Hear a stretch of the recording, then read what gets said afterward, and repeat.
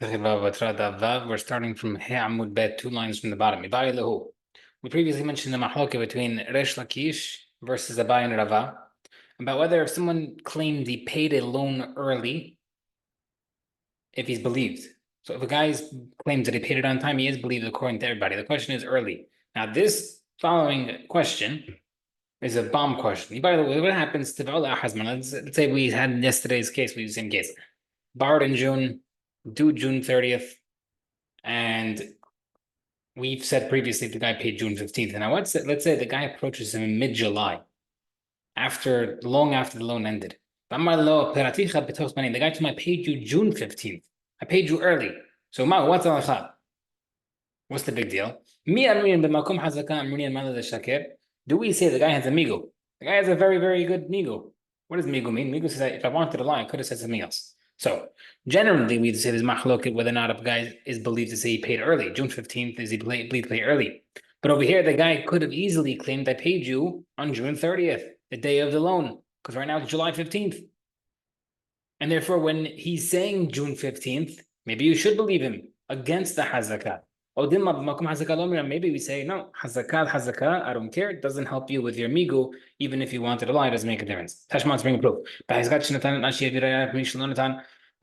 and bring a proof. From the case of our Mishnah, which said, in the case of the first 4 amot of the wall, the guy has to bring proof he did not, we assume he contributed unless the other guy brings proof he didn't contribute. What's the case?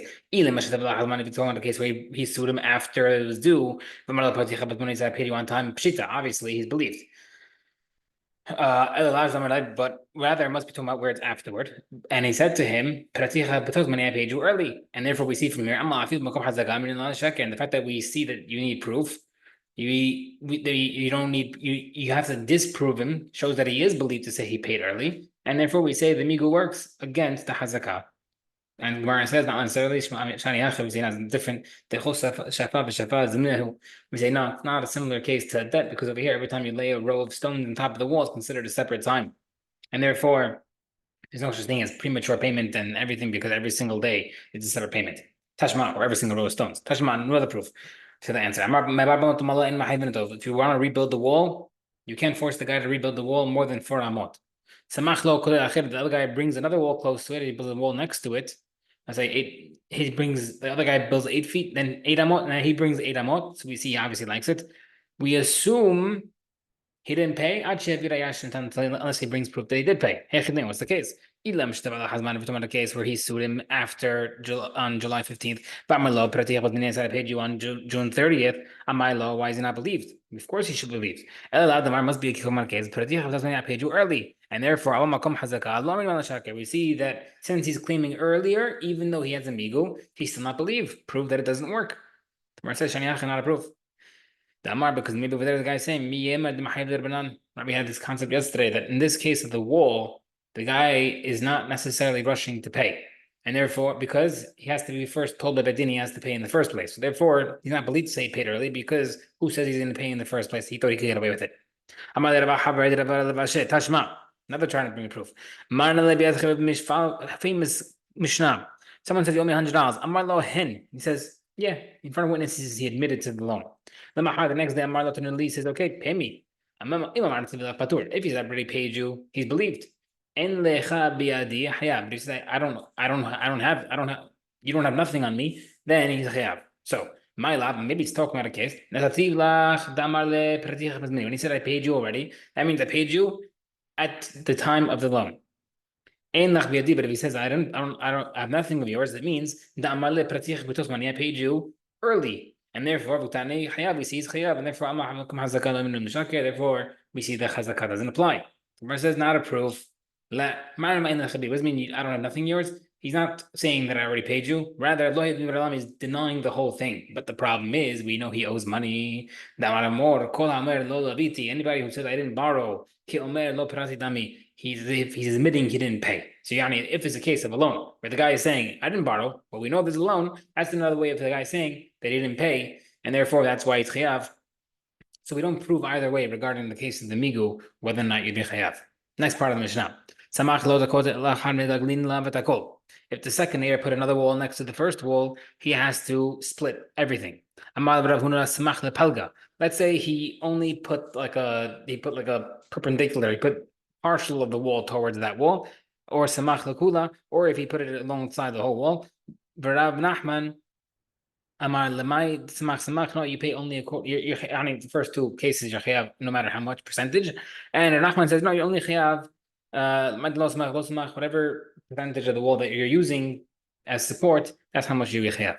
Rav Huna would agree in the case where he's attaching it to the corner of his house. They only pay for that corner. Rav Nachman will agree that in the case where you're using these big beams to lay across, they call it a thick beam or a king beam. This is a way of putting beams on top of things so that they don't get ruined. And therefore, in that case, he has to pay for everything because the fact that you're putting these massive beams to do construction upward, obviously you like the fact that the other guy put the wall and you be full. Maravuna bekavi, windows made in a wall, which means that the guy built an 8 amot wall. Right, I'm going to do 4. So the first neighbor makes, I'm going to build 8. And in that 8 amma wall, he put the pockets, he put holes, making it eligible for his neighbor to put beams into it. He didn't make the guy pay yet. But when I built the wall, I already made the beams in case he wants to do it. Lo have hazakat does not, we don't assume that neighbor B paid for it. It could be I'm preempting it. Even though I even put the casing inside that socket to allow his beams to go in, it's still no proof that my neighbor paid for it already. The Amarle, because the guy is telling him what? Amina, I said to myself while building this wall higher, if in the future you want to contribute toward my wall and you want to start using the wall and put the stuff inside as your support for your construction, I don't want you to start making holes in it to put the beams inside. So when I was building the wall, I put the sockets or the pockets for you to put your beams through it so that when you do the construction, you don't destroy the wall. But therefore, if let's say afterward you come and claim that you paid it, no, you did not pay for it. You have to bring a proof that you paid because the guy, the neighbor A who built the extension with the holes can say, I was just foreseeing the future. I didn't want you to destroy my wall if you decided to contribute and start making holes. If now we're going to talk about hazakot. Hazakot means like you're establishing the rights. So let's say you ask your neighbor for the right to put these thin pieces of wood resting on top of the wall. The kushre, that doesn't mean you're allowed to put thick beams. Who says I let you do thick beams? I let you do small ones, not big ones. Who says I let you damage the wall? The kushre, if I let you do big ones, you can also put narrow ones because less likely to cause damage, and therefore we assume you have the right. Either way, they're mutar. Once you have the right to the rest stuff on my wall, you can put anything you want. You could have a different version. If you did narrow, I said the kushri you could do heavy. The kushri you did heavy, I said the you could do both. Similar case. If someone has a roof going over to someone else's property, and you have no problem letting the rainwater drip fall down from my roof directly onto your property, then I definitely have the right to put a gutter and let the gutter focus the dripping onto one specific spot. But if you didn't, I never let you have the rain drip down the whole roof. Sorry, I said the shafchi, but if I allowed you to make a gutter to make the water come down in a certain spot, then you can't just take away the gutter and let the water drip down alongside the whole roof. Both of them work, whether it's a certain spot or the whole length. You're allowed to do whatever you want because once you are allowing my water to drip into your property, doesn't make a difference how it's happening. The drain allows me to, if I let me do the drain, I let you do the whole roof. If I let you do from the dripping of the whole roof, it also allows me to do the drain. But if to allow the water to drip from like a hut where you're using branches, that you don't have a right, because that is taking, like, what does branches do? If you're making a branches, like old school style hut, those branches that are hanging over the roof are going to be clumped together, and the rain that's going to come down is going to come down all in one shot, and it's going to be heavy downpour. That we don't allow you. That's too heavy.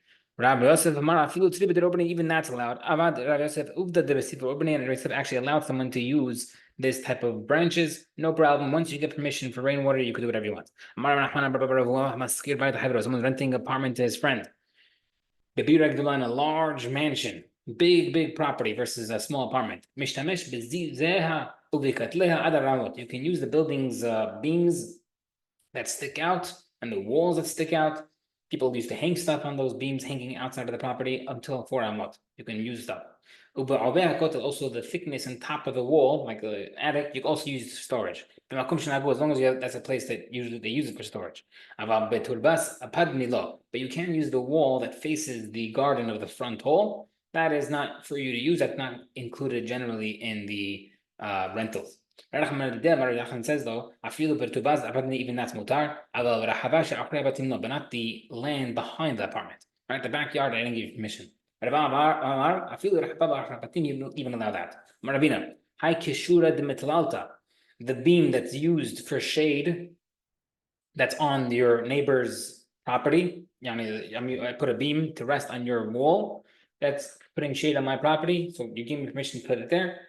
If it's there for up to 30 days and the guy doesn't stop me from putting it there, then you cannot assume that I could leave it forever.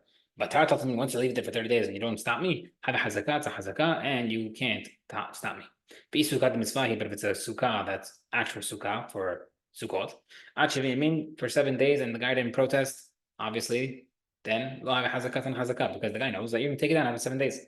But if after Chag you still didn't take it down yet, have a hazakah, it's hazakah, and you can leave it there forever. Now, in the previous case, we said up to 30 days you're resting something against someone else's property.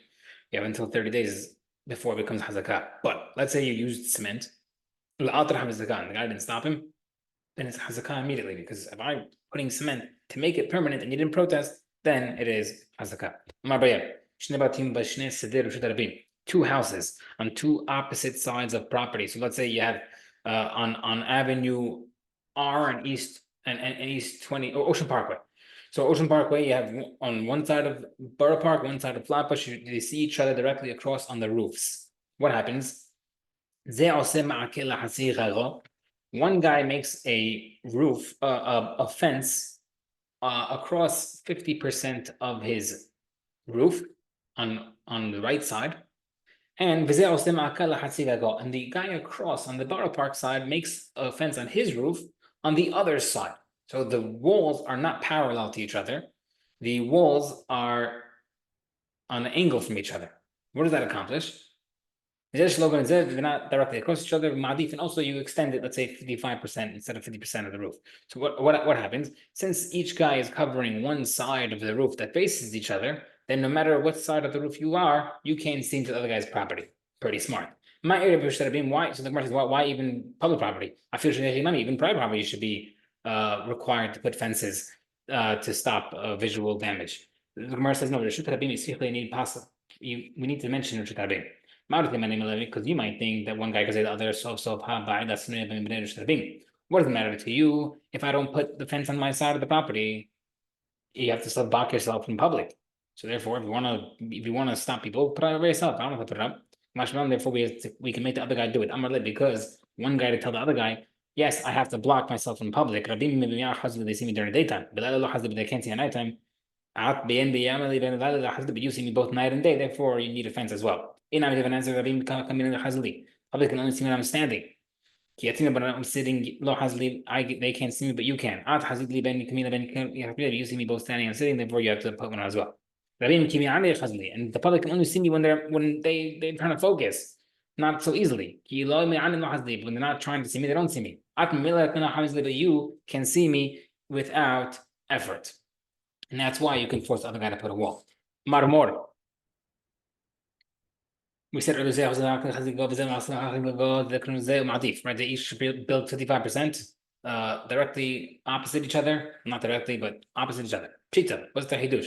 If we're trying to block each other from seeing, then what's the hidush? It's a beautiful way to do it. Why would you think that you can't force it? The Gemara says, we're talking about what case? Let's say one guy made 55% of his fence, and he goes across the street and says, okay, your turn, you make 55%. We might think maybe the B could tell A, listen, you already started your fence. Why should I put 50%? I'll pay you the rest of the funds to fully put a fence on your side to finish off that last 45%, and therefore I don't have to put it up anymore. Kamashman, therefore, that A can tell B, no, at my time, why don't you want to put a fence on your roof? Because it'll ruin your roof. It'll ruin the weight of the wall will ruin your house. So I don't want to damage my wall by putting up the whole wall alongside the whole roof. I only put up 55%. Your turn. A roof that is overlooking a neighbor's property. We'll stop here. Amen.